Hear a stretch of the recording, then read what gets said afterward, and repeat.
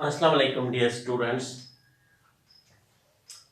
Today we are going to discuss the lecture number 9. It is the lecture number 9.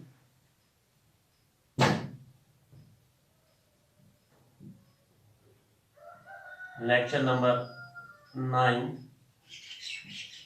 of gravitation.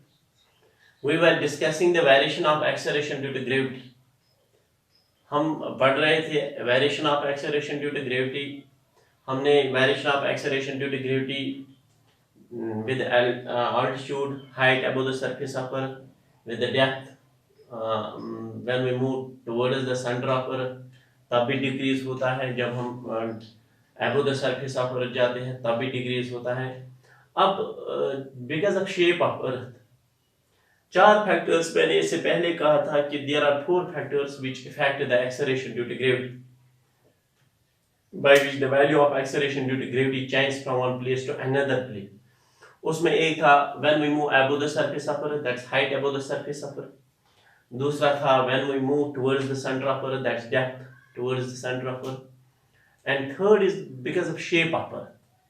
Now today we are going to discuss what will happen to the value of G with the shape of Earth. So shape, you know that Earth has this type of shape. By the equator radius, it has equator and polar radius. Here there is a difference of 21 kilometer between equator radius and polar radius.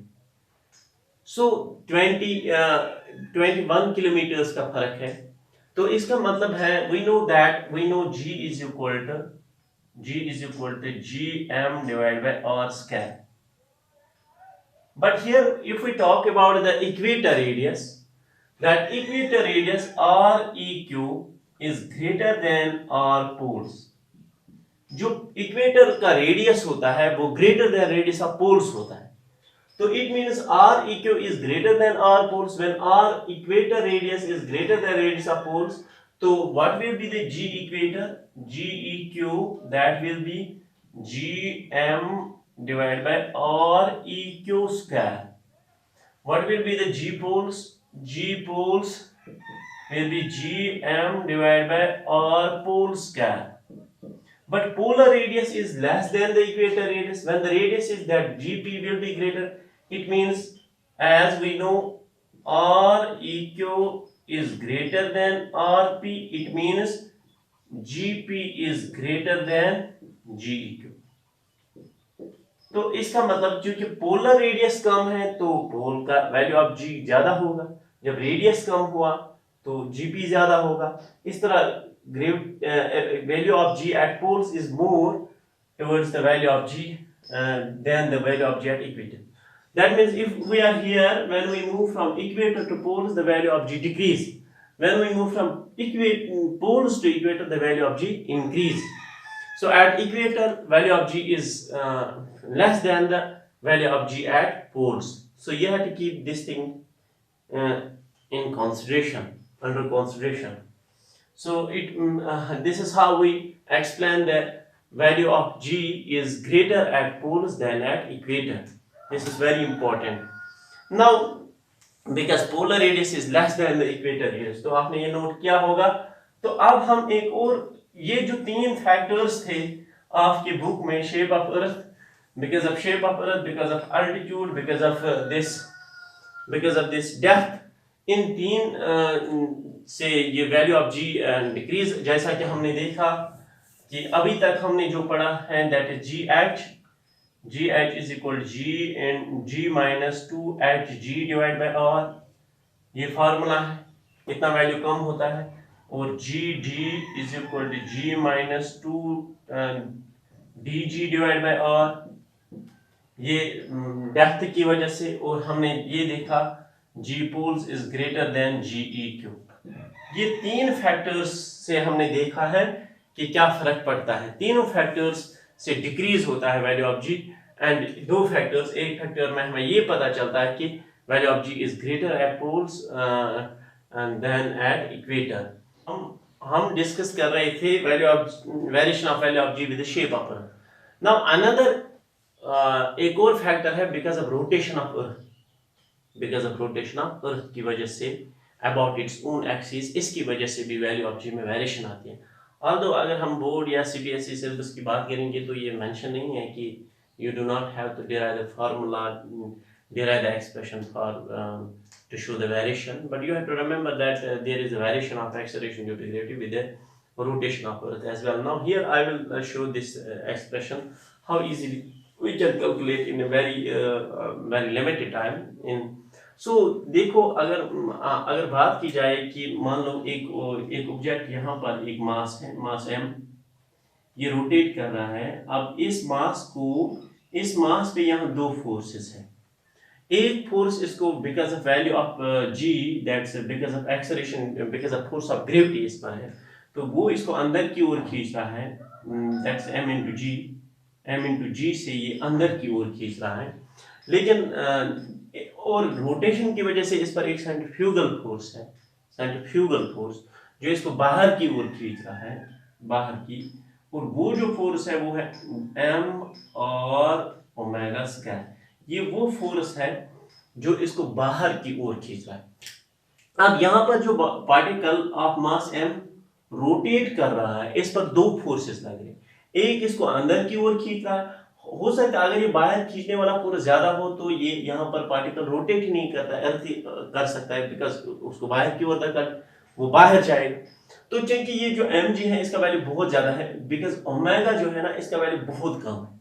अगर हम omega की value की बात करेंगे तो you know omega is equal to omega that's angular velocity, that's 2 pi divided by t, and you know t is the time period. What is the time period of rotation of Earth about its own axis? It's 24 hours.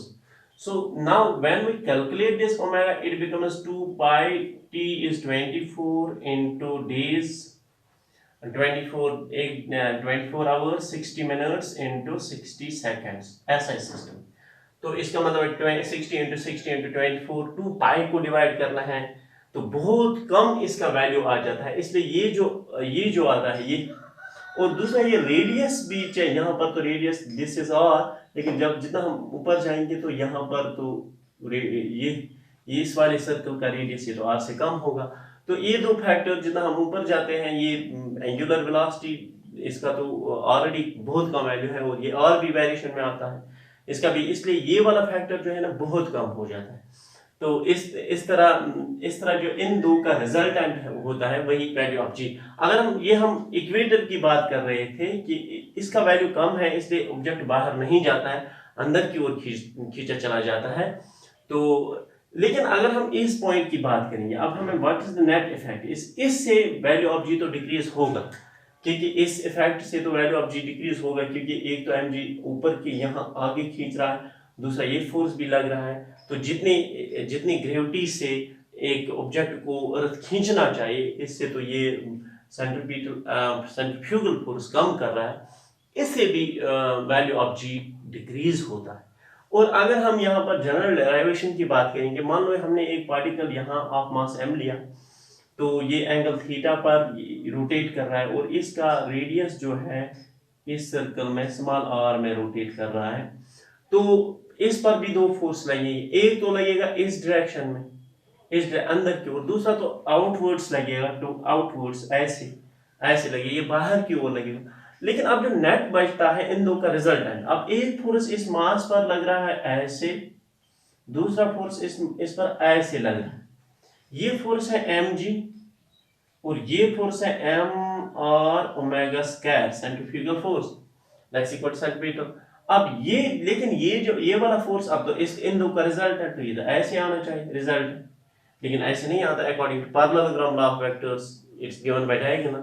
लेकिन यहाँ पर ये बहुत important है कि ये जो mg है इसका वैल्यू बहुत ज्यादा है, इसका वैल्यू बहुत कम है, इसलिए रिजल्टेंट जो आएगा वो थोड़ा इसी डायरेक्शन ऐसे आएगा रिजल्ट।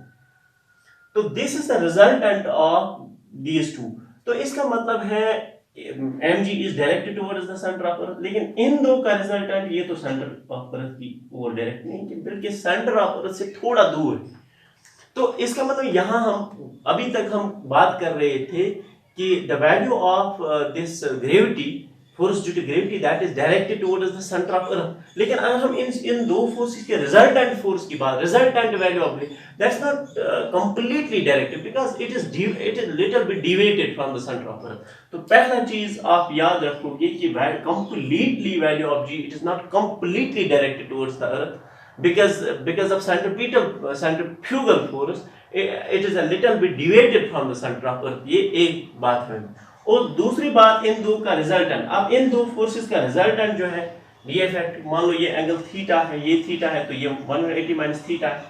तो अगर हम इन दो वेक्टर्स यानी टोटल जो हम M G effective resultant M G effective वो होगा, एक तो M G force of M G plus M R omega square, तो दो वेक्टर्स यहाँ पर है।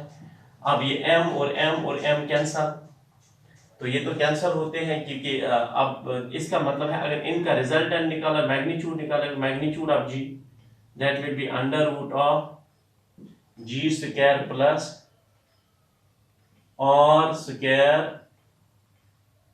Square of coefficients g square plus r square omega raised power 4 कि इन दो a square plus b square plus 2ab cos theta. जब हम दो वेक्टर्स का रिजल्टेंट निकालते हैं that's vector a and b, a square plus b square plus 2ab cos theta, तो ये हो गया g square square of cosine b square हो गया और square omega raised power 4 plus 2ab, 2a की जगह g, b की जगह और स्क्वायर, b की जगह और ओमेगा स्क्वायर और cos of 180 minus theta, cos 180 minus theta वो तो cos थीटा हो जाएगा।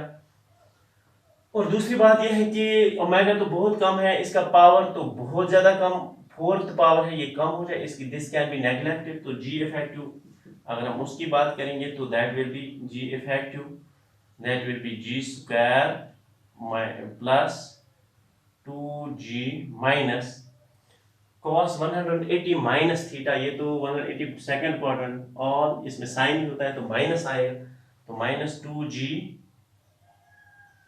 और ये और ओमेगा स्क्वायर, 2g और omega square cos of theta, क्योंकि cos 180 minus theta is minus cos theta, इसलिए यहाँ माइनस है 2g। अब यहाँ पर g में से एक ये निकालूंगा तो g इफेक्टिव, ये गौर से देखना, g इफेक्टिव विल बी, तो g को मैंने बाहर निकाला तो यहाँ पर 1 और यहाँ पर रहेगा -2 R omega square cos theta divide by g, क्योंकि यहाँ स्क्वायर नहीं था इसलिए मैंने ये रेज़्ड पावर 1/2, तो this is the g effective. तो इतना वैल्यू कम होता चला जा रहा है। अब हम यहाँ पर देख लेंगे तो इतना, सो g इफेक्टिव, तो g effective this 2 R omega square cos of theta.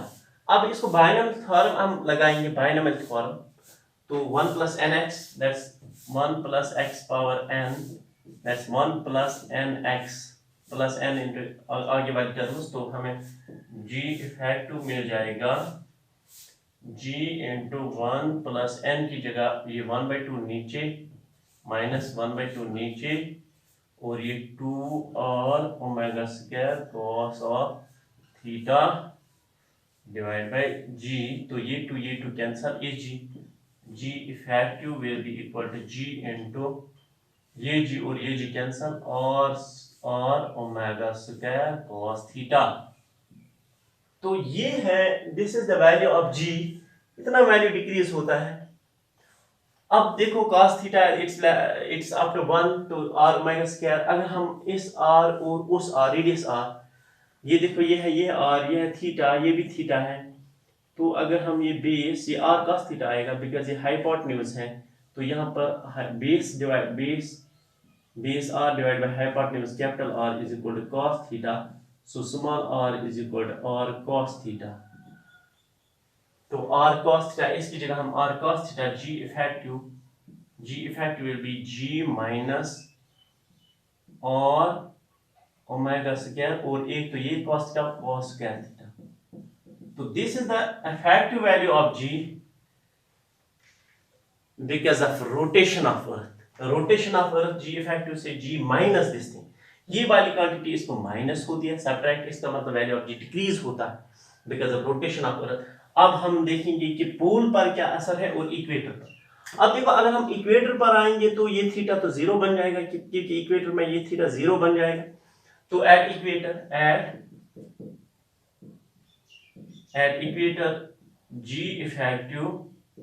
g effective will be g minus this r square omega square cos of 0 is 1, that's r omega square. So at equator g effective is what about at poles? जब हम poles पर जाएंगे तो poles पर क्या होता है, cos 90 बन जाएगा, cos 90 is 0, तो g at poles g effective is equal to g because cos 90 is 0। तो पोल्स पर तो रोटेशन ऑफ अर्थ असर ही नहीं कर सकती, अब वो तो धरेगी ही नहीं क्योंकि पोल इट्स अ पॉइंट, इस पॉइंट पर तो कोई असर नहीं कर, रेडियस जीरो हो जाता है। अगर हम उस हिसाब से यहाँ पर रेडियस जीरो हो जाता है पोल पर, तो ये वाला जीरो हो जाता है, इससे भी जीरो इफेक्ट पड़ेगा, एंगुलर वेलोसिटी भी जीरो हो जाता है। तो अब यहाँ पर इसका मतलब है ये वाला पार्टिकल स्टेशनरी है, इसमें मोशन ही नहीं है, एंगुलर मोशन। अब इसका मतलब है पोल पर रोटेशन ऑफ अर्थ से कोई फर्क ही नहीं पड़ता है। और वैसे भी हमने उसमें देखो पोलर इसका मतलब पोल पर ज्यादा होगा value of acceleration due to gravity. दो फैक्टर्स पोल पर इफेक्ट नहीं करते, एक तो polar radius is less than equator radius, इसकी वजह से भी पोल पर ज्यादा एक्सेलरेशन ड्यू टू ग्रेविटी का वैल्यू, और दूसरा रोटेशन भी असर नहीं करते हैं। तो इसका मतलब पोलर्स पर जो value of acceleration that's much more than the value of acceleration due to gravity at equator. और ये हमने देखा कि इक्वेटर, और what is the difference between polar and equator acceleration due to gravity, that's r omega square because of rotation। अगर हम rotation की वजह से देखेंगे तो this is equator value of acceleration due to gravity, this polar, तो इनमें difference आएगा r omega square। So r omega square is the difference between the acceleration due to gravity at poles and equator, that's r omega square, but only when we take only under consideration the rotation of earth, but about its own axis, but also we know polar radius is less than the equator radius, उसकी वजह से poles पर ज्यादा होगा value of g। और दूसरी बात है कि पोल्स पर जो एंगुलर वेलोसिटी वो जीरो होती है, रेडियस भी जीरो, इसलिए रोटेशन ऑफ अर्थ से acceleration due to gravity at poles पर कोई असर नहीं पड़ता। This is how simply we can derive this, और all this is not mentioned in, you are not supposed to derive this in your examination, because अगर हम syllabus की बात करेंगे तो इसमें ये मेंशन नहीं है कि you have to learn this thing, but it may not be asked in the examination because वहाँ यहाँ सिलेबस में मेंशन नहीं है कि you have to calculate, you have to derive the expression, but for your knowledge and you have to remember these things।